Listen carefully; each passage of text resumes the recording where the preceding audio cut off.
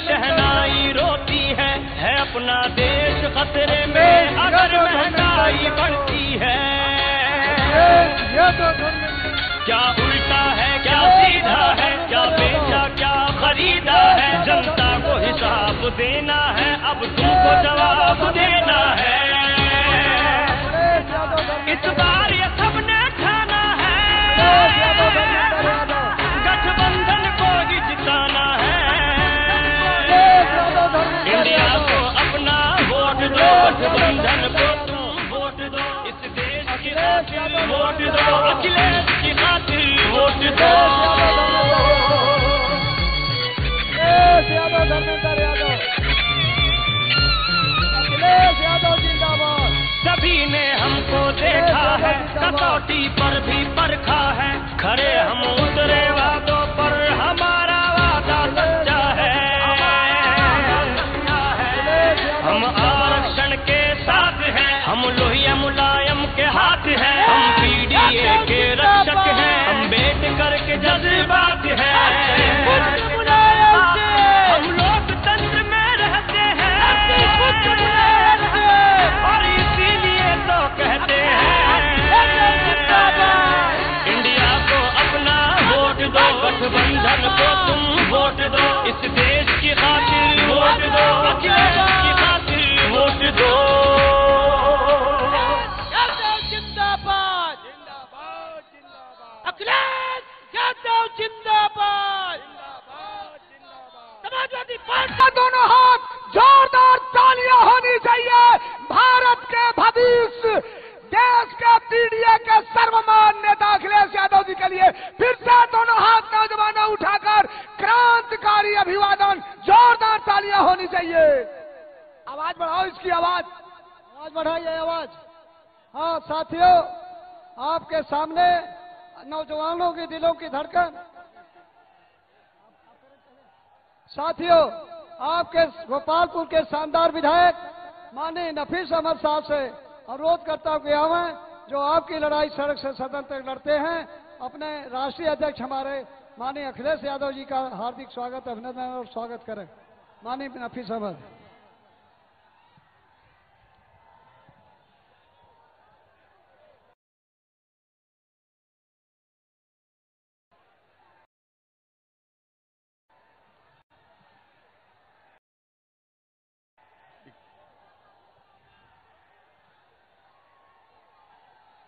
आज की इस ऐतिहासिक रैली की अध्यक्षता कर रहे बिलेरियागंज चेयरमैन प्रतिनिधि आदरणीय कोमल पासवान जी, गोपालपुर की समाजवादी सरजमीन पर आए हुए हमारे नेता, करोड़ों दिलों की धड़कन, गरीबों मजलूमों की आवाज, विकास पुरुष आदरणीय अखिलेश यादव जी, हमारे साथ विधायक सगड़ी बड़े भाई डॉक्टर एच.एन. पटेल साहब, हम सबके नेता आदरणीय पूर्व मंत्री आदरणीय बलराम बाबू जी, हम मंच पे विधानसभा के हमारे शानदार अध्यक्ष डॉक्टर हरिराम सिंह यादव जी, पूर्व एमएलसी राकेश कुमार यादव जी, हमारे बड़े भाई जनाब शाह आलम गुड्डू एमएलसी साहब, गाजीपुर से चलकर आए हुए बड़े भाई पूर्व विधायक जनाब शिफकतुल्ला अंसारी साहब, हमारे साथी अल्पसंख्यक सभा के प्रदेश अध्यक्ष शकील नदवी साहब, पूर्व विधायक राम खिलाड़ी यादव जी, डॉक्टर आजम मीर खां साहब, श्रीमती सुधा राय जी, राजेश पासवान जी, दिनेश यादव जी, पूर्व चेयरमैन आरिफ खां साहब, आदरणीय हवलदार यादव जी, ताकेश्वर तिवारी जी, समा वसीम साहिबा और मंच पे बैठी हुई तमाम हमारे सीनियर नेता और सामने हमारे नौजवान साथियों, बुजुर्गों, दोस्तों, मैं गोपालपुर की इस समाजवादी सरजमीन पर अपने नेता का दिल की गहराइयों से स्वागत अभिनंदन करता हूं और साथ ही साथ आप नौजवानों की ताकत पर, बुजुर्गों की दुआओं के भरोसे पर मैं अपने नेता को ये भरोसा दिलाना चाहता हूं कि आने वाली 25 मई को विधानसभा गोपालपुर सगड़ी के ये जो नौजवान यहां पे मौजूद हैं, 25 मई को एक एक वोट साइकिल की बटन पे दबाकर आदरणीय धर्मेंद्र यादव जी को सांसद बनाने का काम करेंगे। मैं ज्यादा कुछ ना कहते हुए सिर्फ आप सबसे ये कहूंगा कि एक बार हाथ उठाकर अपने नेता को ये विश्वास दिला दीजिए कि 25 मई को एक एक वोट साइकिल की बटन पे दबने वाला है और वोट ही नहीं बल्कि वोट डलवाने के बाद 4 जून तक उसकी रखवाली का काम भी हम नौजवान साथी करने का करेंगे। साथ ही साथ अब मैं चाहूंगा कि हमारे साथी विधायक सगड़ी डॉक्टर एचएन पटेल साहब आए और हमारे नेता आदरणीय अखिलेश यादव जी का स्वागत करें।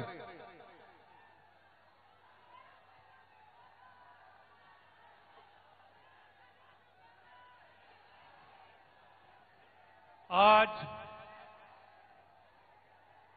इस सभा के अध्यक्षता कर रहे अध्यक्ष जी, मंच पे उपस्थित हम नौजवानों की दिशा और दशा तय करने वाले हमारे राष्ट्रीय अध्यक्ष परम आदरणीय अखिलेश यादव जी, मंच पे उपस्थित हमारे यहां से चुनाव लड़ रहे परम आदरणीय धर्मेंद्र यादव जी, मंच पे उपस्थित बाबूजी, मंच पे उपस्थित एमएलसी गुड्डू जी, मंच पे उपस्थित समस्त समाजवादी नेतागण, उपस्थित समस्त नौजवान साथियों, बुजुर्गों, पुलिस में लगे हुए हमारे सहयोग कर रहे पुलिसकर्मी, मीडिया बंधुओं, मैं सिर्फ भाषण नहीं दूंगा, एक गीत के माध्यम से आपको मैं गीत सुनाना चाहता हूं, बस उसी के बाद हमारा भाषण समाप्त हो जाएगा। बहु रुपया का भेष बनाया,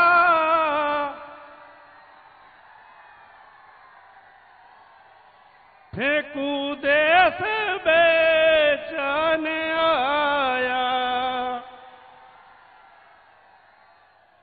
फेंकू देश बेच दिया, फेंकू रेल बेच दिया, फेंकू भेल बेच दिया, फेंकू रेल बेच दिया, अब LIC पे हाथ है बढ़ाया, फेंकू देश बेचने आया,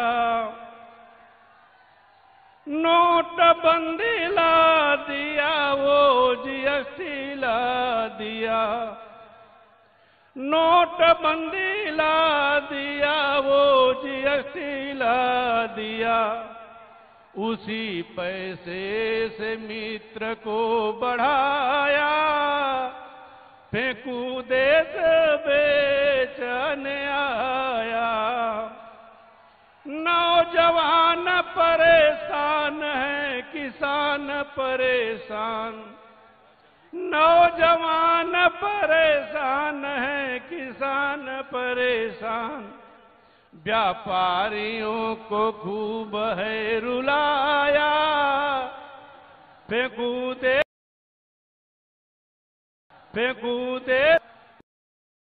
लिया, योगी बाबा को खूब है चिढ़ाया, फेंकू देश बेचने आया। बहुत बहुत धन्यवाद। जय हिंद, जय समाज। मैं नौजवान साथियों से ये अपील करूंगा कि आप अनुशासन बनाए रखें। माननीय राष्ट्रीय अध्यक्ष जी आपसे बातें भी करेंगे और आप सबसे मिलके भी जाएंगे। अनुशासन में आप रहिए। अब मैं चाहूंगा अब मैं चाहूंगा कि हमारे बड़े भाई जनाब शाह आलम गुड्डू जमाली साहब एमएलसी साहब वो आए और आप सबको खिताब करें।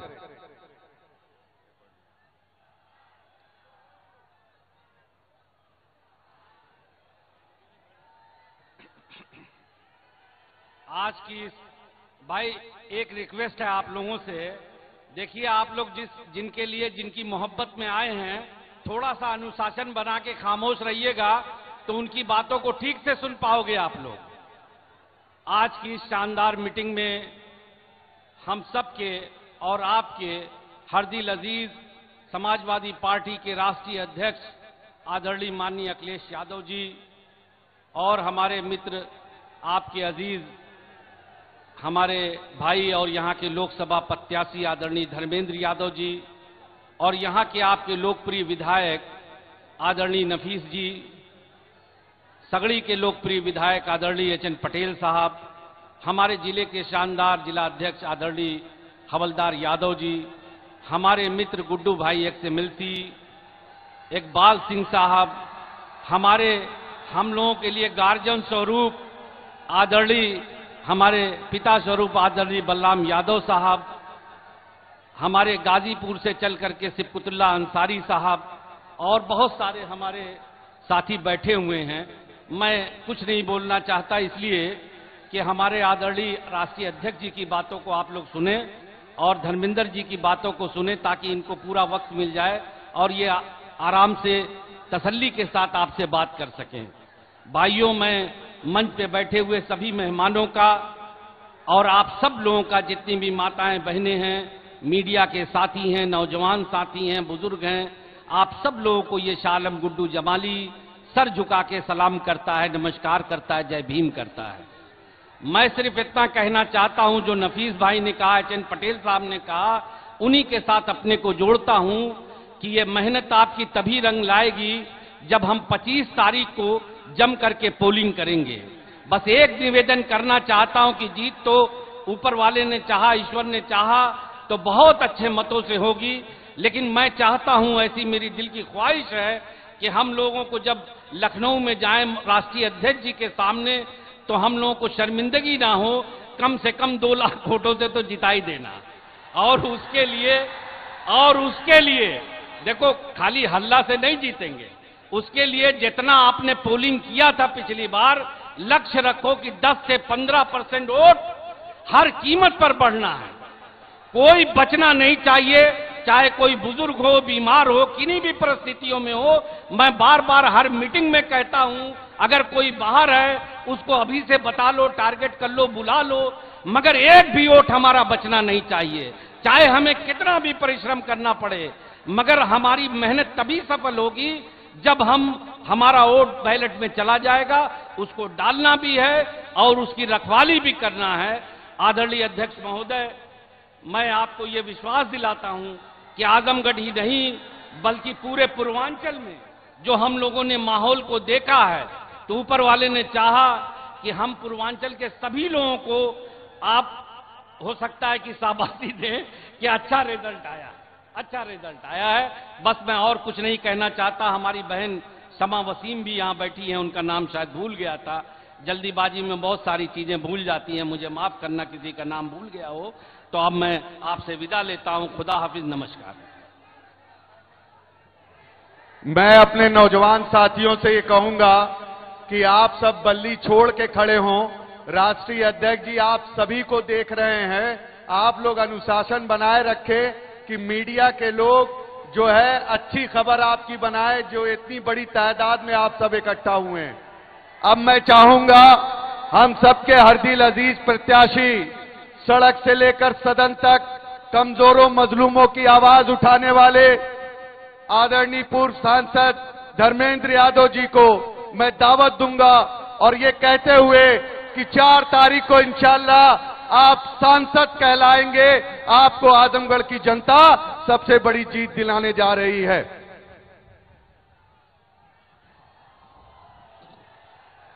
आज के इस शानदार सभा के सम्मानित अध्यक्ष आरडी कोमल पासवान जी,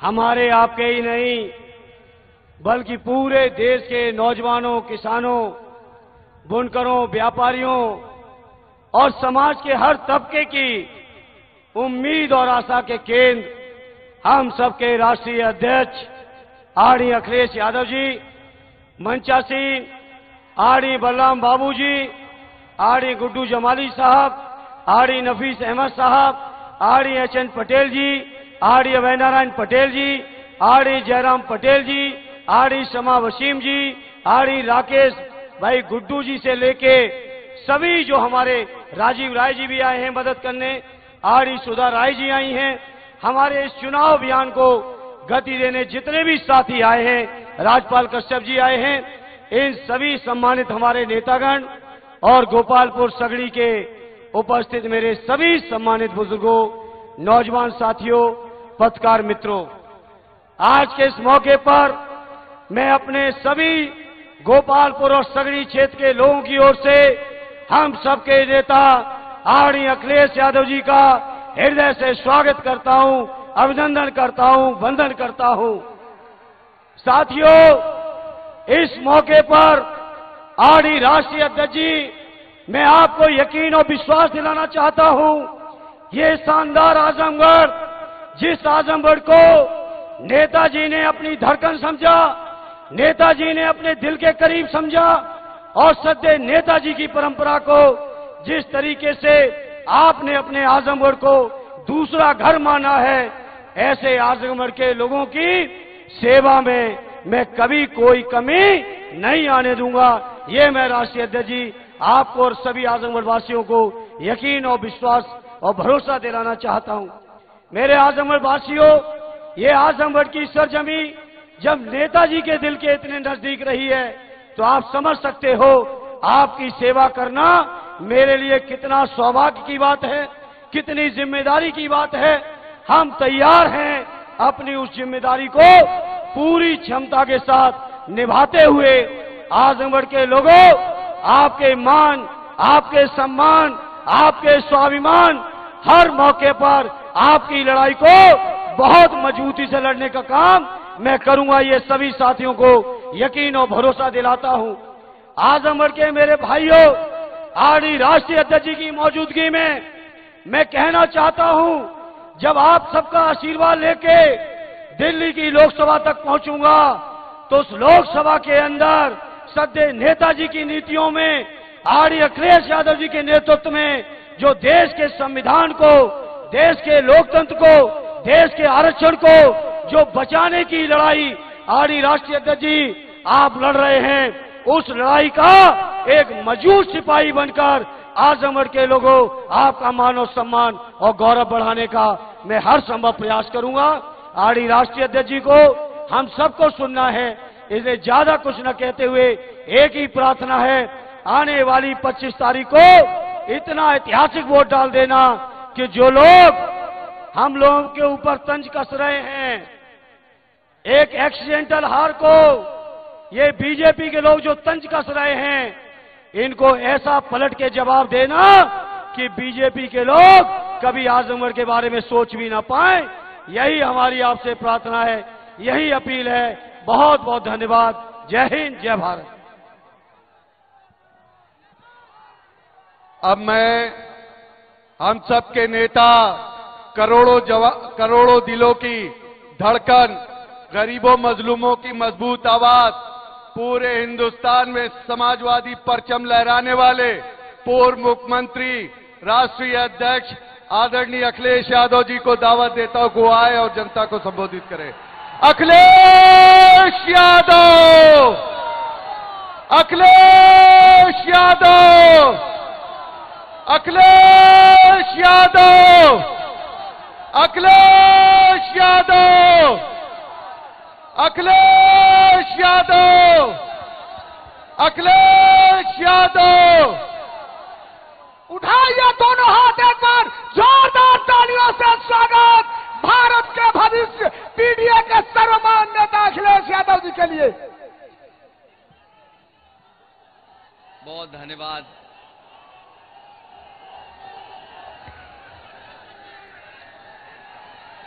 बहुत धन्यवाद। इस कार्यक्रम की अध्यक्षता कर रहे चेयरमैन बिलरियागंज कोमल पासवान जी, हमारे साथ मंच पर उपस्थित समाजवादी पार्टी के बहुत वरिष्ठ नेता, पूर्व मंत्री एमएलसी आदरणीय बलराम यादव जी, हमारे साथ समाजवादी पार्टी के जिलाध्यक्ष हवलदार यादव जी, साथ चल करके आए यहां के एमएलसी शाह आलम उर्फ गुड्डू जी, विधायक नफीस अहमद साहब, विधायक डॉक्टर एचएन पटेल जी, अभय नारायण सिंह पटेल जी, पूर्व एमएलसी राकेश यादव जी, जयराम सिंह पटेल जी, आरिफ खां साहब, दुर्ग विजय राम जी, डॉक्टर हरिराम सिंह यादव विधानसभा के अध्यक्ष, जगदीश यादव जी, मुख्यराम, राजेश पासवान जी, दिनेश यादव जी, आदरणीय श्रीमती सुधा राय जी, श्रीमती शीला यादव जी, यहां पर उपस्थित श्रीमती समा वसीम जी, गोरेलाल जायसवाल जी, हरकेश विश्वकर्मा जी, सैफुल्ला साहब अंसारी जी और हमारे बगल की लोकसभा के प्रत्याशी राजीव राय जी, मैं बहुत सारे नेताओं के जिनके मैं नाम नहीं ले पा रहा हूं, हमारी समाजवादी पार्टी के सभी नेता जो मंच पर हैं, दाईं तरफ सांस्कृतिक प्रकोष्ठ के सभी हमारे पदाधिकारी और इस चुनावी जनसभा में उपस्थित बड़ी संख्या में आदरणीय बुजुर्ग, किसान भाई, नौजवान साथी, माताएं, बहनें और पत्रकार बंधुओं, मैं सबसे पहले जहां दूर दूर तक मैं देख रहा हूं, पंडाल में तो हैं ही बड़ी संख्या में लोग, पंडाल के बाहर भी इस समय दोपहरी में जब बिल्कुल सूरज हमारे सर पर है, बड़ी संख्या में हमें मंच के बाएं से लेकर के दाएं सड़क तक और पीछे जहां कहीं थोड़ी बहुत छाया भी मिल रही है वहां भी लोग दिखाई दे रहे हैं। कुछ साथी अर्जुन के पेड़ पे चढ़ गए हैं, वो भी हमें दिखाई दे रहे हैं। मैं आप सबका बहुत बहुत आभार और धन्यवाद देता हूं। मुझे उम्मीद है कि 2024 का चुनाव जो होने जा रहा है, आजमगढ़ के लोग न केवल जिताने जा रहे हैं, बल्कि इस बार यहां की जनता ने जो मन बनाया है कि रिकॉर्ड मतों से समाजवादी पार्टी जीत करके जाएगी। और इधर न जाने क्या हो जाता है दूसरे लोगों को,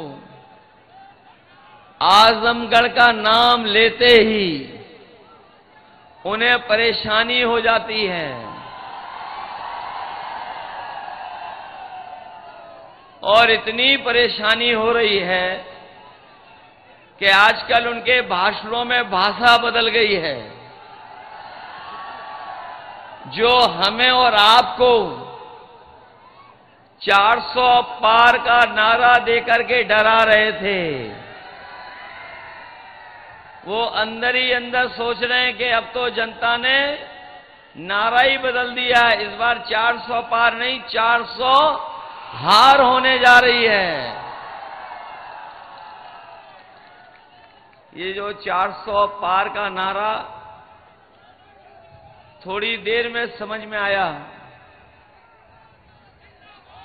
जिन लोगों को गिनती ठीक ठाक मालूम होगी और हिंदी को समझते होंगे सही तरीके से, 400 पार का मतलब तो यही हुआ कि 543 के बाद जितनी सीटें हैं वही भारतीय जनता पार्टी जीतने जा रही है, एनडीए जीतने जा रही है। तो अगर 400 पार का 543 में नारे को अगर हम समझें तो ये केवल 143 सीटें बनती हैं। लेकिन जिस तरीके से वोट पड़ा है पहले चरण से जो वोट पड़ना शुरू हुआ है, आने वाले समय में जब 4 जून को परिणाम आएगा तो आप देख लेना, जो 400 पार का नारा दे रहे थे, 140 करोड़ की जनता इनको 140 सीटों के लिए भी तरसा देगी। जो लोग बिल्कुल ऊंचाई पे पहुंच गए थे, उनका काउंटडाउन शुरू हो गया है और नीचे जाते जा रहे हैं।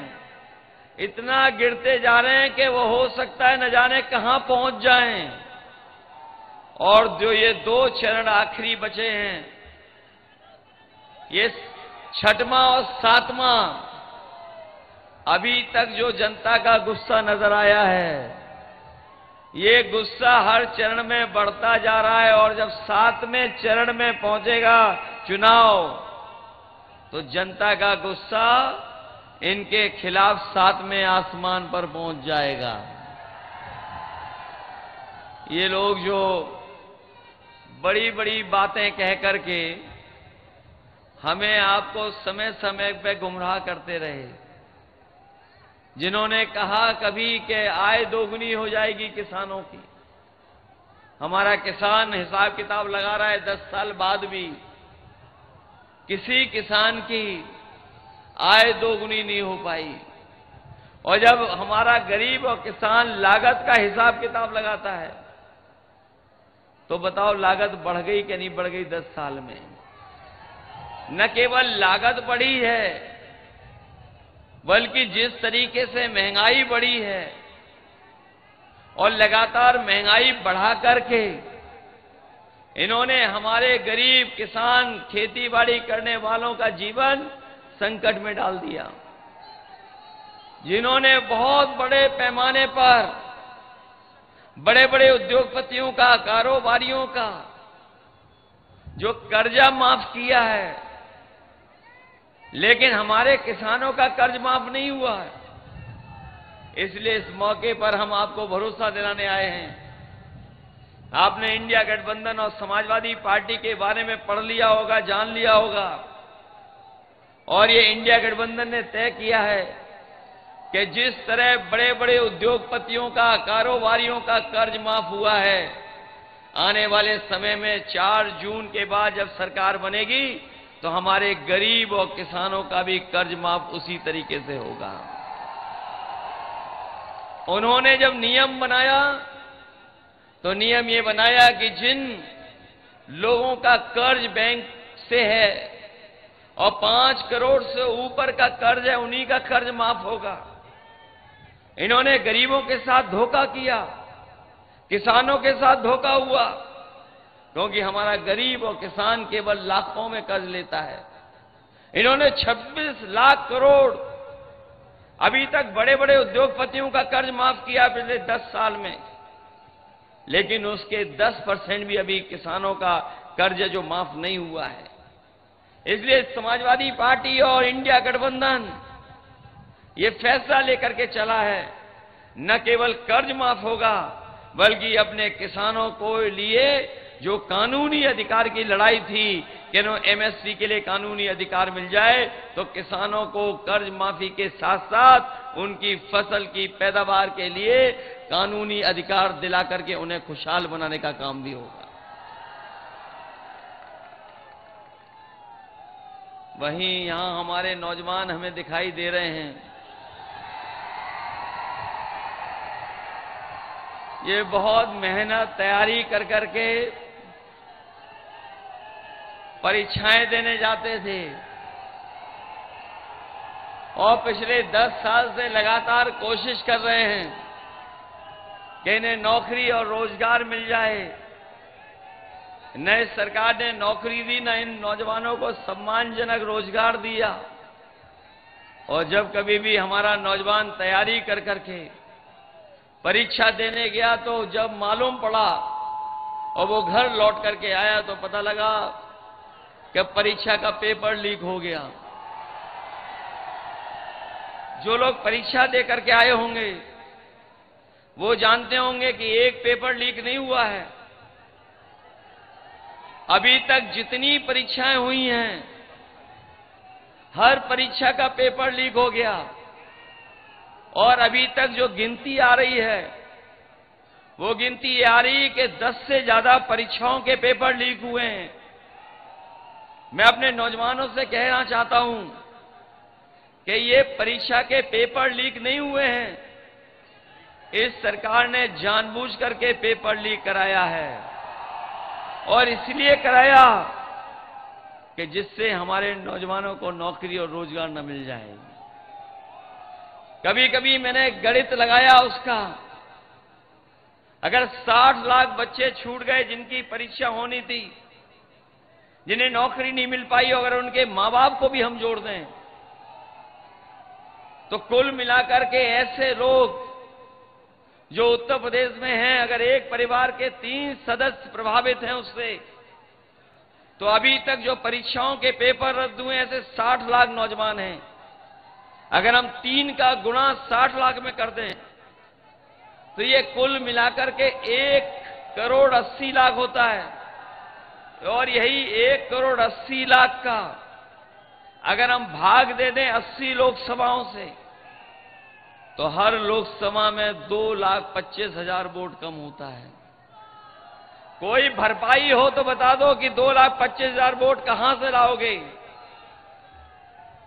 कोई भरपाई का रास्ता हो तो बताइए बीजेपी के लोग। इन नौजवानों का जहां भविष्य छीना है, आप सोचना जाकर के ये नौकरी केवल नहीं छीनी है बल्कि आपका 1/3 जीवन इन्होंने बर्बाद कर दिया है। इन नौजवानों का 1/3 जीवन बर्बाद हुआ है। और जो लोग ये कहते थे कि निवेश लाएंगे, निवेश को लेकर के बड़े बड़े आयोजन हुए हैं। लखनऊ से लेकर के दिल्ली और दिल्ली से लेकर के विदेशों तक बीजेपी के लोगों ने धोखा देने के लिए निवेश के आयोजन किए।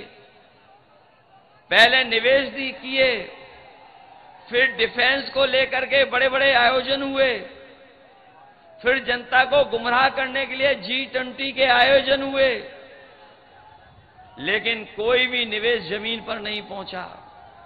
जो सरकार कहती थी लाखों करोड़ का निवेश आया है, अगर जमीन पर एक भी कारखाना और एक भी उद्योग लगा हो तो बताएं आप। भूल जाइए और उत्तर प्रदेश, लेकिन हमारे आजमगढ़ के भाई बहनों बताओ, अगर एक भी कारखाना भारतीय जनता पार्टी की सरकार में यहां लगा हो तो बता दें। कोई कारखाना नहीं, केवल झूठा निवेश का आंकड़ा दिखाना। इसलिए नौजवान साथियों, हम आपको भरोसा दिला के जा रहे हैं कि सरकार की 30 लाख नौकरियां खाली हैं जो अभी तक भरी नहीं गई हैं।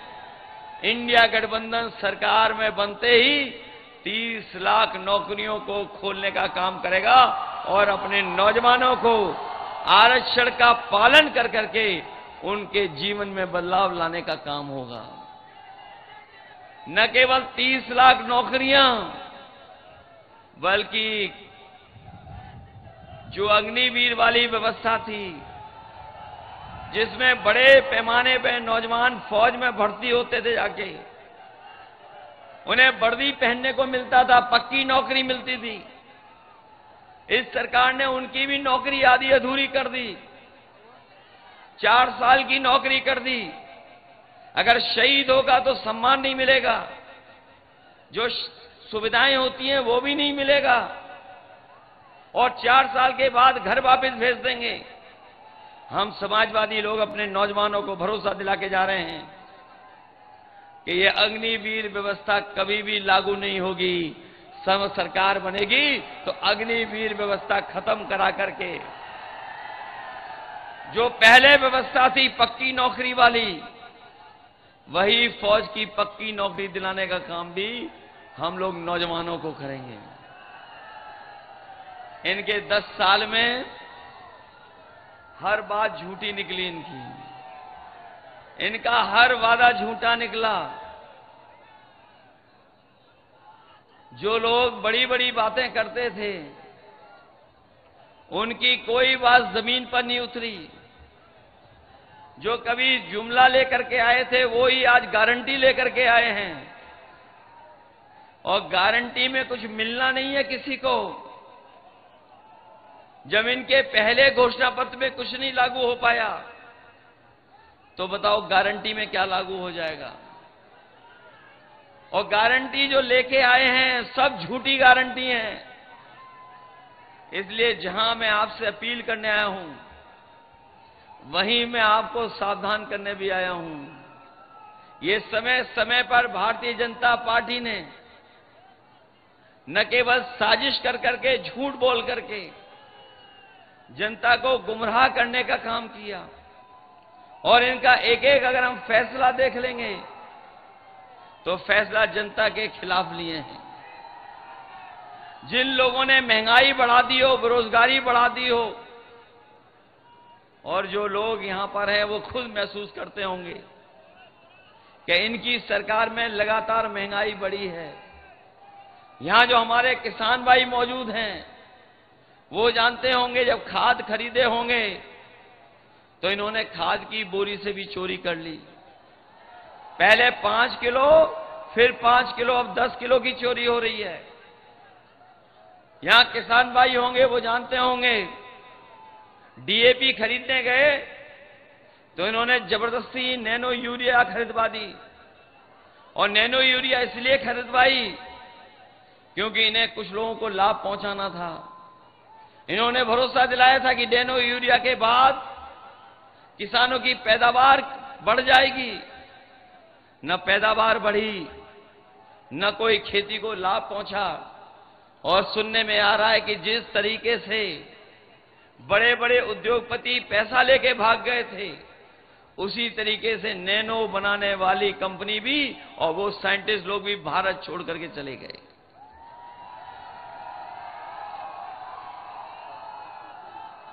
इसलिए ये चुनाव न केवल हमारे आपके भविष्य का चुनाव है बल्कि आने वाली पीढ़ी के भविष्य का भी चुनाव है। जहां आने वाली पीढ़ी के भविष्य का चुनाव है वहीं ये चुनाव लोकतंत्र को बचाने का भी है, संविधान को बचाने का भी है। क्योंकि इधर भारतीय जनता पार्टी के लोग ये जो 400 पार का नारा दिया था वो इसलिए दिया था कि वो संविधान से छेड़खानी करना चाहते थे, संविधान बदलना चाहते थे। लेकिन जो लोग ये सपना लेकर के निकले हैं कि संविधान बदल देंगे, संविधान बदलने वालों को इस बार आजमगढ़ की जनता बदलने का काम करेगी। ये लोग जो डबल इंजन वाले हैं, ये जो डबल इंजन सरकार वाले हैं, आजमगढ़ में तो नए तरह का मामला है। यहां डबल अबने वाले लोग हैं, डबल इंजन वाले तो हैं ही हैं, लेकिन डबल अबने वाले भी यहां पर हैं। इसलिए उनसे भी सावधान रहना। और जितना भी काम समाजवादियों ने किया वो सब खराब कर दिया। चाहे वो एम्बुलेंस हो वो खराब हो गई, चाहे वो 100 नंबर बनाई हो वो व्यवस्था खराब हो गई, और 100 नंबर के अलावा जो अस्पताल या जो बिजली का इंतजाम किया था वो भी खराब कर दिया। और जहां बिजली आनी चाहिए थी, लेकिन बिजली के साथ साथ बताओ आपका बिल बढ़ करके आ रहा कि नहीं आ रहा? बिल तो बढ़ा ही दिया। और अगर जब कभी बाजार से बिजली वो दवाइयां लेने जाते होगे तो बताओ दवाइयां महंगी हो गई कि नहीं हो गई? ये नौजवान जो मोटरसाइकिल चलाते थे आज से 10 साल पहले कितने रुपए की आती थी और आज कितने रुपए की आ रही है? 1 लाख की आ रही कि नहीं आ रही? केवल डीजल पेट्रोल नहीं, गाड़ी से लेकर के हर चीज महंगी कर दी। इसलिए जहां महंगाई को रोकना है और जो लगातार ये बड़े लोगों को लाभ पहुंचा रहे हैं, जिससे महंगाई बढ़ रही है, और वो कोरोना वाले समय पे जो वैक्सीन लगाई थी उसकी भी पोल खुल गई। अब तो कंपनी वाले ये कह रहे हैं कि जो वैक्सीन लगाई है, जो लग गई है वैक्सीन, वो हम वापस ले लेंगे। बताए हमें कोई कि जो वैक्सीन शरीर में पहुंच गई वो वापस कैसे आएगी? अगर कोई तरीका हो तो बता दो। और इलेक्ट्रॉल बॉन्ड से इन्होंने किसी को नहीं छोड़ा जिससे पैसा ना वसूल लिया हो। जो इलेक्ट्रॉल बॉन्ड लिए इन्होंने, बड़े बड़े उद्योगपतियों से पैसा वसूल लिया। कोई चंदा इतना नहीं देता था जितना इन्होंने वसूला है। चंदा लेना या देना हजारों में होता है, लाखों में होता है, कोई करोड़ों में चंदा नहीं देता। इन्होंने इलेक्ट्रॉल बॉन्ड के नाम से ईडी, सीबीआई, इनकम टैक्स लगा के चंदा वसूल लिया। और चंदा वसूलने का परिणाम यह हुआ कि भ्रष्टाचार तो बढ़ा ही बढ़ा, लेकिन उसकी वजह से महंगाई बढ़ गई।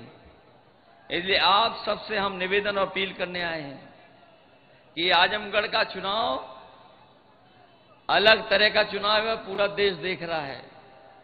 और अभी तक के चरणों में तो बीजेपी बहुत पीछे छूट गई है। अब तो केवल 27 सीटों पर चुनाव है। कितनी सीटों पे बचा है चुनाव? 27 सीटों पे है चुनाव। अभी तक तो हम ये कहते थे कि समाजवादी पार्टी और इंडिया गठबंधन एक सीट छोड़ करके सब सीटें जीतेगी। लेकिन अब जैसा पता लग रहा है कि हो सकता है जिस तरह से जनता का मूड है, इस बार 80 की 80 सीटें भारतीय जनता पार्टी हार जाए। जब हम देखते हैं कि समीकरण को या हिसाब किताब लगाते हैं तो कोई सीट हमारी पीछे नहीं है। बताओ, आजमगढ़ की सीट कोई पीछे है? आपके लालगंज की सीट कोई पीछे है क्या? आपके बगल की मऊ की सीट बताइए आप, अंबेडकर नगर की सीट बताइए आप, संत कबीर नगर में पप्पू निषाद लड़ रहा है, क्या सीट पीछे है? कोई सीट पीछे नहीं है। इस बार लगता है कि पूर्वांचल की जनता भारतीय जनता पार्टी का पूरा सफाया करने का काम करेगी। ये लोग जो कहते हैं शहजादे शहजादे, सुन रहे होंगे आप लोग कई बार कांग्रेस पार्टी और हम लोगों को मिलकर के कह रहे हैं शहजादे। इस बार देखना, दोनों मिलकर के जो शहजादे ऐसी शह देंगे और जनता ऐसी मात देगी कि इनका पता नहीं लगेगा। इस बार शहजादे शह देने जा रहे हैं और जनता मात देने जा रही है। जो लोग G20 लेकर के घूम रहे थे, G20, ये जो G20 हैं, उस पार्टी में केवल 2 लोगों की चलती है, बाकी सब जीरो हैं। ये जो G20 के बारे में कहते थे कि हमें बहुत बड़े पैमाने पर सम्मान बढ़ाया देश का, वो G20 केवल G2 हैं उसमें, बाकी उस पार्टी में जीरो हैं। और हमारे जो लखनऊ वाले हैं, इधर सुनने में आए इनकी भी भाषा बदल गई है। ये जो समय समय पर बुलडोजर लेकर के चलते थे, इन्हें पता ही नहीं है कि लीकेज कहां पर है। इस बार जो समय समय पर बुलडोजर लेकर के चलते थे, इन्हें लीकेज ही नहीं पता, जिसके कारण सब पेपर लीक हो रहे हैं। बताओ, सब पेपर लीक करा दिए कि नहीं करा दिए? और कोई किसी को आरक्षण नहीं ले रहा, किसी का कोई नहीं छीन रहा है। अगर किसी ने धोखा दिया आरक्षण को लेकर के, तो वो भारतीय जनता पार्टी और भारतीय जनता पार्टी के फैसले, जिन्होंने हमारे आपके आरक्षण छीनने का काम किया है। ये 69,000 वाले जानते होंगे, सालों साल से ये आंदोलन कर रहे हैं, धरना दे रहे हैं। न जाने कितने दिन से लड़ाई लड़ रहे हैं, विधानसभा से लेकर के सड़कों तक इनकी लड़ाई लड़ी गई, लेकिन इनकी कोई सुनवाई नहीं है।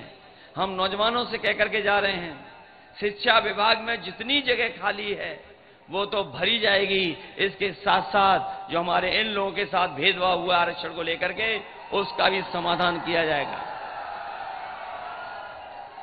केवल एक विभाग नहीं, हर विभाग में न जाने क्या किया है सरकार ने।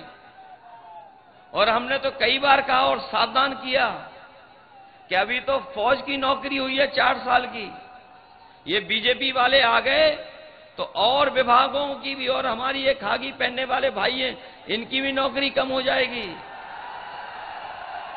कभी कभी पूछते ही नौकरी कैसे कम हो जाएगी, तो हम उनसे कहते कि बताओ, जो सरकार ने फैसले लिए ऐसे एयरपोर्ट को बेचने का, क्या आपको पता है कि एयरपोर्ट बिक जाएगा?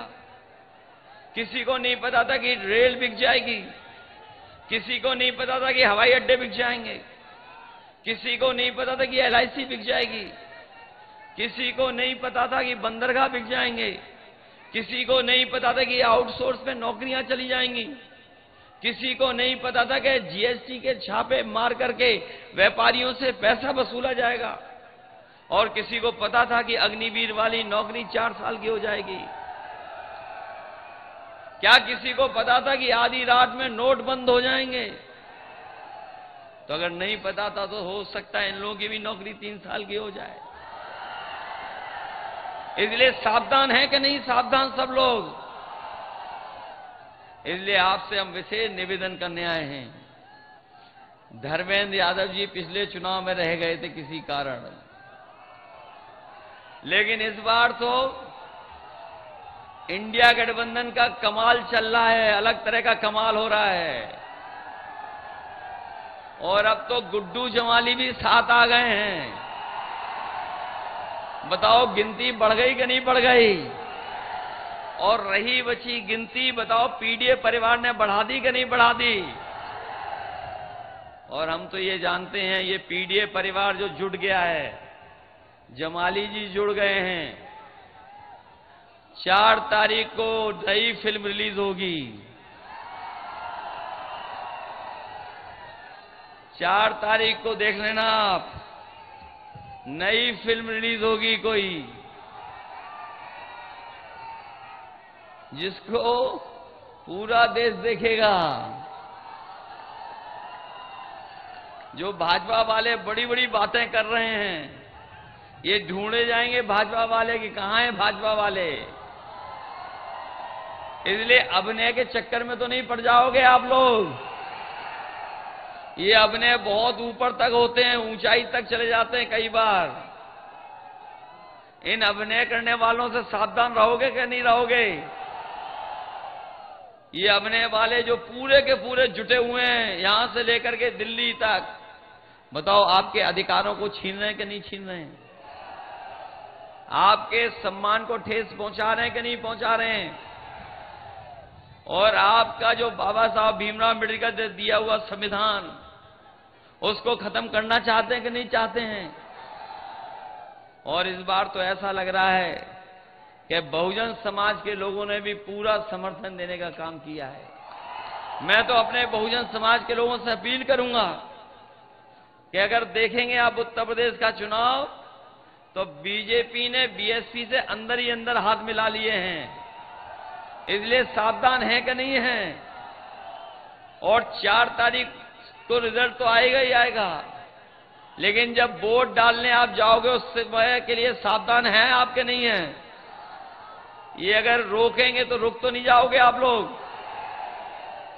खैर आजमगढ़ वाले तो नहीं रुकेंगे।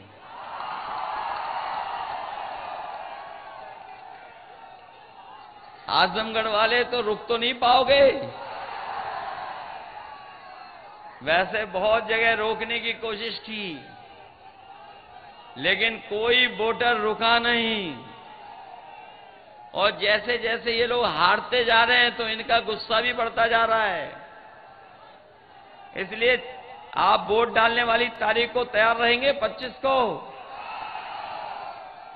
ये छठवें चरण का चुनाव, ये छठवें चरण का चुनाव इन्हें न जाने कहां भगा देगा, आउट कर देगा बिल्कुल, जो गिनती कर रहे थे बड़ी वाली।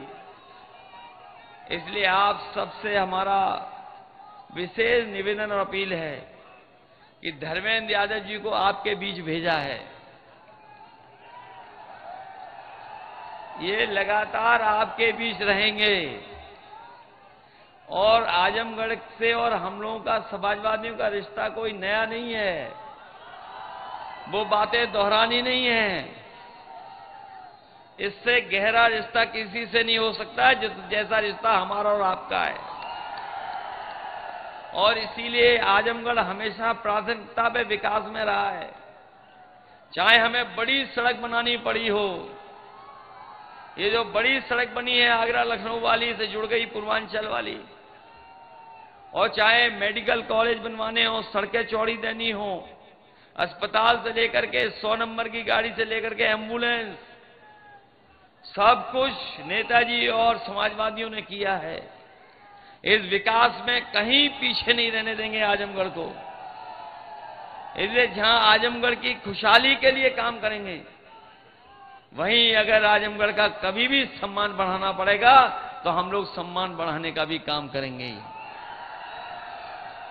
और अभी देखा भी होगा, जब एमएलसी बनाने का वक्त आया तो सबसे आगे आजमगढ़ ही दिखाई दिया हमें।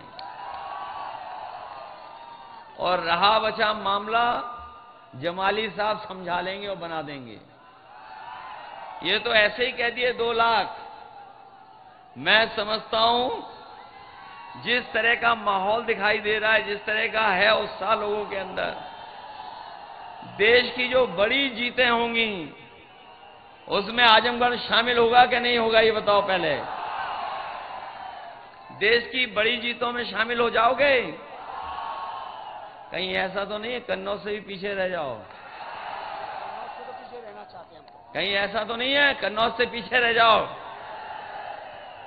इसलिए आजमगढ़ के लोगों, देश की बड़ी जीत में शामिल होना, देश की बड़ी जीत में हो जाओगे सब लोग। इसलिए मदद करना, यही सहयोग, यही मदद मांगने में आया। मुझे पूरा भरोसा है कि आप सब लोग मिलकर के पीडीए परिवार को जहां ताकत दोगे, वहीं लोकतंत्र को बचाने के लिए एक एक वोट डालेंगे। और संविधान बचाने की ये बड़ी लड़ाई है, जहां एक तरफ संविधान को खत्म करना चाहते हैं, दूसरा हम सब लोग हैं जो संविधान बचाना चाहते हैं। हमें उम्मीद है कि जब 4 तारीख को परिणाम आएगा तो वो लोग जो संविधान को खत्म करना चाहते हैं वो देश से हमेशा हमेशा के लिए साफ हो जाएंगे।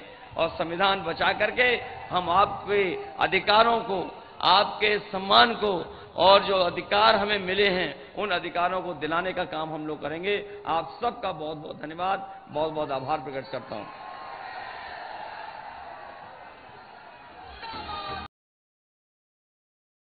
इनकी एक मुस्कुराहट